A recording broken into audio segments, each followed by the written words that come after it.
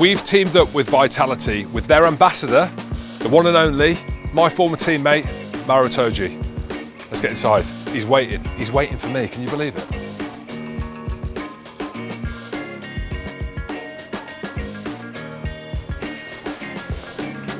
I don't know who the star of the show is, but I've kept you waiting. How are you? I'm well. How you doing? Long time no see.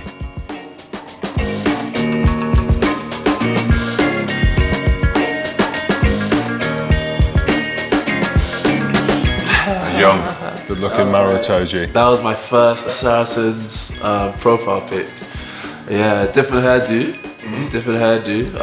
But yeah, it was good times. I got a little bit more facial hair now. Yeah, you have. I think you look great in both of them, but how were your feelings around being at Saracens and kind of signing your first team deal? Yeah, I was pumped. I was really excited to be in the environment. It was a great time, and I think it was an incredibly formative period in my life. I was part of it for a few years.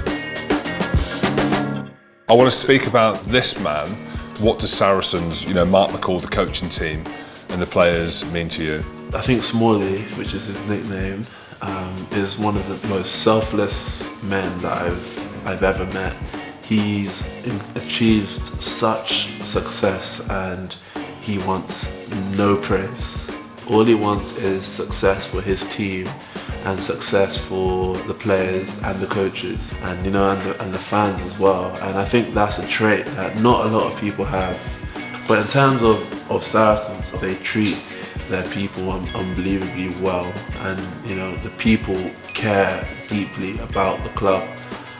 From the top to the bottom. And I think it's the culture, it's the people that make that place special. Has it been a tough year, a tough 18 months with everything that's happened in the media? It's definitely had its challenges. It hasn't been plain sailing. There's been like waves of emotions. There's been difficult times for sure.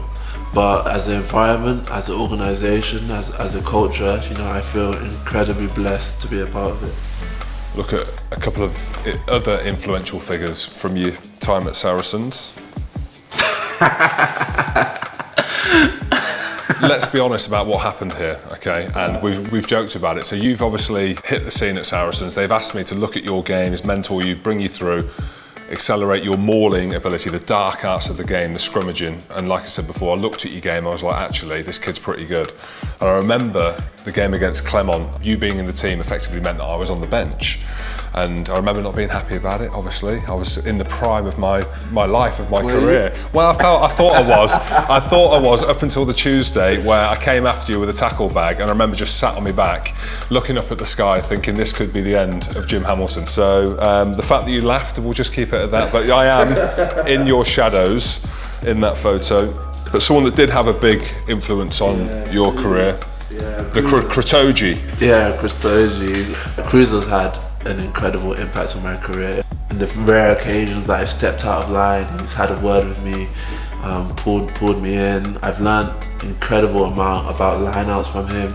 I'm definitely, the player I am today has a lot to do with playing alongside Cruiser and learning alongside Cruiser. I was very sad to see him go. I wanted him to stay for a little bit longer, but yeah, Cruiser is a great guy, and I've definitely learned a lot from him. Well, I taught him everything, so that kind of filtered through.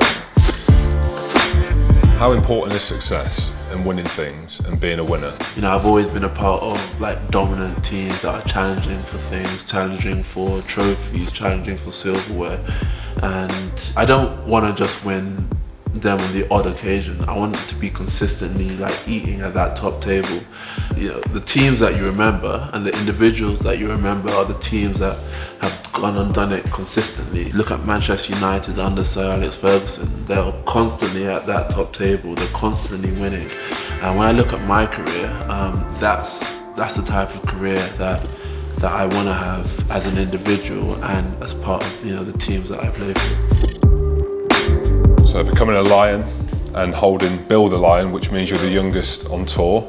It is the elite of the elite that get the opportunity to put on that red jersey, and for you to do it at such a young age. It was super cool. So when you're a young guy growing up, you want to play for England, then I saw this red team that everyone was talking about, then I realized they were the Lions. I went to go do some research and realized, what exactly it meant to be a Lion. Did no one tell you the importance of not losing Bill? Well, yeah, there's quite a few people that tried to, they said there'll be severe punishments if you lose Bill. But what they didn't tell me was that, you have 30 or so other players who are trying to take Bill away from you. Yeah, and so that was a little bit tricky. And you're going to pass Bill on to young Lewis Rees-Zammit, who's taken the rugby world by storm. What will be the words of wisdom and advice to the young Welsh winger coming through? I think he's doing well.